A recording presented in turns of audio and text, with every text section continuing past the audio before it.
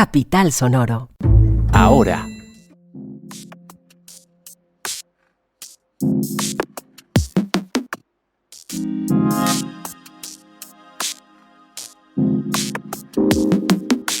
El distrito recupera cerca de 30 kilos de laurel de cera e invita a no usar esta planta para la celebración de la Santa Cruz.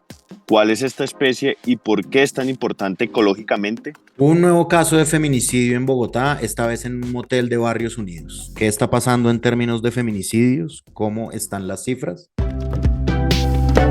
Ahora, un podcast. Hola, soy Juan Pablo Conto y esto es Ahora un podcast. Y mi nombre es Andrés Páramo. Es miércoles 3 de mayo de 2023 y antes de arrancar con las noticias en forma, vámonos con un dato. O mejor, con una serie de datos. Los usuarios de transporte que más mueren o resultan heridos por accidentes viales en Bogotá son los motociclistas. Es una tendencia que se mantiene año tras año desde hace mucho tiempo. Por ejemplo, si uno le pide al Observatorio de Movilidad del Distrito que le muestre cuántos lesionados en accidentes de tránsito hubo en, digamos, los últimos 5 años, 1 de enero de 2017 a 27 de abril de 2023, el porcentaje más alto es motociclistas, 34% de los accidentes. Es decir, 37,000 víctimas en lo que va de estos últimos 5 años, un poquito más de 37,000. Yéndonos más cerca en el tiempo, en lo que va del año, por ejemplo, el porcentaje tiende a ser el mismo, también el más alto, 36%, es decir, 2.500 personas que iban en moto y sufrieron un accidente. Hay también personas que murieron y también son la estadística más alta de usuarios de transporte. En este año vamos 73 muertes.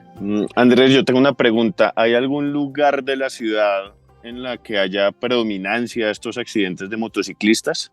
Sí, en la página del Observatorio de Movilidad uno puede ubicar en el mapa y discriminar por localidades. Para ambos factores, heridos o muertos, la localidad que más presenta casos es la de Kennedy. 4 muertos y 377 accidentes en lo que va de este 2023. No sobra además recordar, Juan Pablo, que en Bogotá acaba de arrancar el mes de la prevención vial con más de 25 campañas y actividades gratuitas que tiene la finalidad de reducir el número de accidentes viales a través de la pedagogía. Entonces, ahora sí, vamos con las noticias. Andrés, muchas gracias por los datos.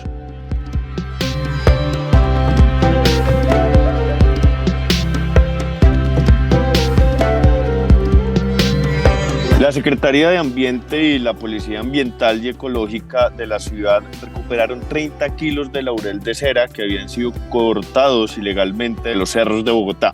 Recordemos que las hojas y las ramas de esta especie se utilizan para elaborar la Cruz de Mayo, que se celebra justo hoy en la tradición católica. En esta fecha los creyentes veneran la cruz como máximo símbolo del cristianismo católico y visten la cruz como ellos le llaman a la construcción de una cruz que normalmente se arma con material vegetal. Carol, nuestra periodista que cubre medio ambiente, tiene más información. Hola Carol, cuéntenos un poco en qué consistió este operativo. Hola Juan Pablo, buenas tardes y buenas tardes para todos los que nos escuchan. Pues bueno, yo les cuento que la Secretaría de Ambiente y la Policía Ambiental y Ecológica recuperaron estos 30 kilos de laurel de cera que había sido extraída ilegalmente en los cerros orientales. Estos operativos se realizan precisamente con el objetivo de frenar el aprovechamiento, la movilización y la comercialización de esta especie, que para estas fechas es muy utilizada para realizar la cruz del 3 de mayo. Cabe resaltar que estos operativos se están realizando en las localidades de Usaquén, Chapinero y Santa Fe, y también en las plazas de mercado y algunas zonas cercanas a los templos. Bueno, Carol, pues normalmente uno asocia las celebraciones católicas como el Domingo de Ramos con el uso de la palma de cera, pero aquí estamos hablando de otra especie. Háblenos del laurel de cera. Bueno, el laurel de cera es una especie que podemos encontrar en nuestros cerros orientales y es del bosque andino. Es una planta bien grande porque mide entre 5 a 12 metros de altura y aquí en Bogotá podemos encontrar las especies que se llaman morella parvifolia y pubescens. Pues esta especie es de gran importancia ecológica porque realiza unos procesos sucesionales en los bosques intervenidos y es clave para la recuperación de esos suelos erosionados. Pues lamentablemente, pues durante muchísimos años estas especies han sido sobreexplotadas pues para fines comerciales. Entonces podemos suponer, Carol, que esta es una especie amenazada. En realidad no, o sea, todavía no ha sido declarada como tal, pero eso no signifique que esté en riesgo, pues precisamente para estas fechas donde se extrae un montón de esta especie, pues se usa de manera descontrolada, como ya les conté anteriormente. ¿Cuáles son las sanciones para quienes extraigan ilegalmente esta especie de los cerros orientales? Bueno, pues quiero contarles que si a una persona la encuentran con una cruz de mayo elaborada con laurel de cera, puede, o sea, está literalmente haciendo una actividad ilegal y tiene sanciones administrativas, económicas y penales. Por ejemplo, según la ley 2111 de 2021, hay penas privativas de la libertad y multas por el aprovechamiento ilícito de los recursos naturales renovables en su artículo 328 de la siguiente manera. La primera sanción es prisión entre 60 y 335 meses.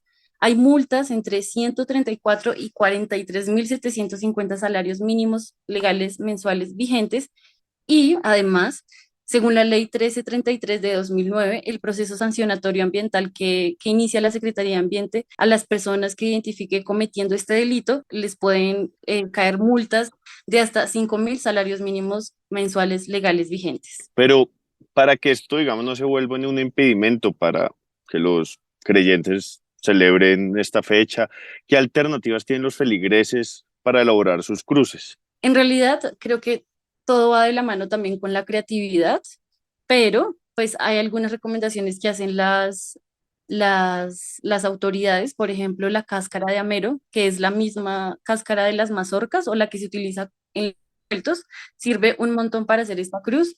También las pueden hacer en papel y con flores y follaje proveniente de los viveros. Carol, muchas gracias por la información. No, con mucho gusto.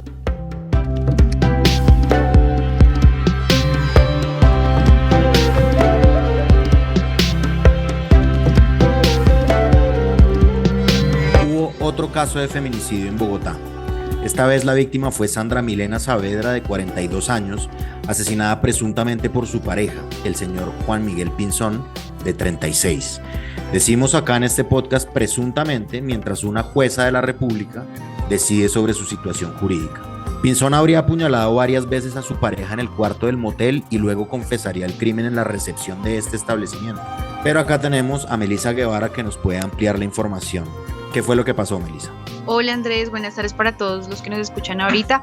Bueno, pues es otro escalofriante caso de feminicidio, y digo escalofriante porque realmente fue hecho propiciado con sevicia.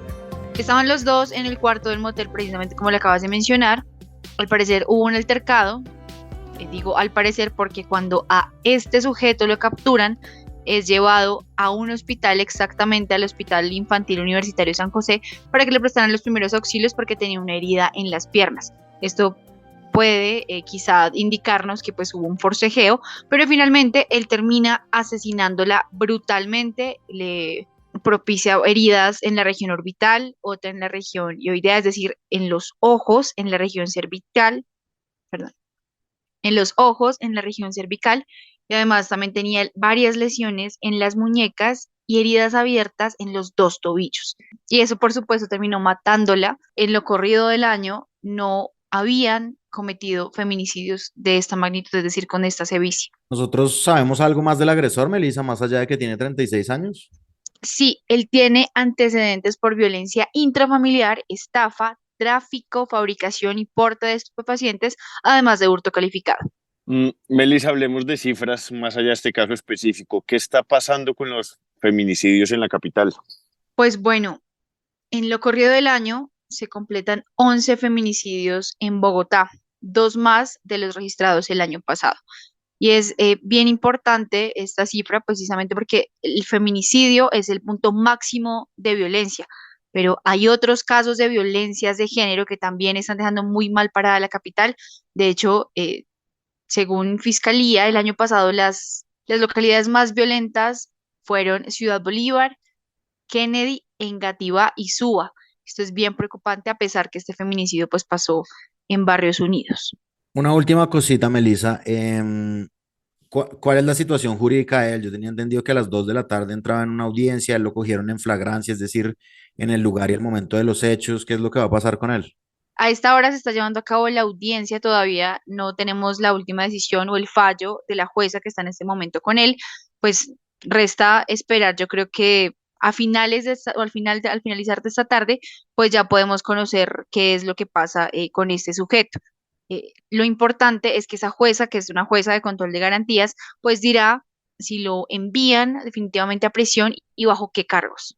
Listo, entonces aquí en ahora estaremos muy pendientes, Melissa, gracias. No, ustedes y pues esperemos que este responsable del feminicidio pague y que quizá lo pueda hacer como sucedió con una condena ejemplar que pasó en Antioquia. Un presunto, o más bien un feminicida, corrijo, de 22 años, fue enviado a 37 años y 7 meses de prisión. Esperemos a ver qué pasa con este.